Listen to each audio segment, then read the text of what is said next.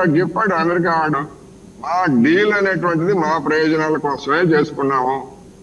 గతంలో చైనా పెరగటానికి అవకాశం ఇచ్చిన తప్పిదాన్ని మళ్ళా మేము చెయ్యం, భారత్ కి అటువంటి అవకాశం ఇవ్వం, అమెరికా ఫస్ట్ అని అంత ఓపెన్ గా చెప్పిన తర్వాత ఇప్పుడున్నటువంటి పరిస్థితుల్లో మన దేశం ఏ విధమైనటువంటి వైఖరిని తీసుకుంటుంది అనేటువంటిది నరేంద్ర మోడీ గారికి నిజంగా అసలైనటువంటి పరీక్ష. గడిచినటువంటి 12 ఏళ్లలో ఎటువంటి ప్రధానమైనటువంటి పరీక్షలు ఎదురు కాలేదు.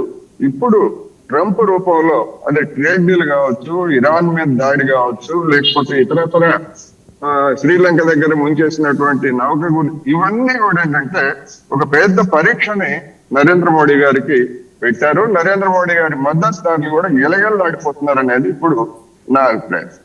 రైట్. పేకేట్ ప్రసాద్ గారు ఎలా చూస్తున్నారు? కుర్దిష్ ఫోర్సెస్ని ఒక డైలాగ్కి పిలిచాడు, వాషింగ్టన్ పిలిపించుకొని మాట్లాడాడు. బేసిక్గా ప్రపంచం మొత్తాన్ని ఒక రియల్ ఎస్టేట్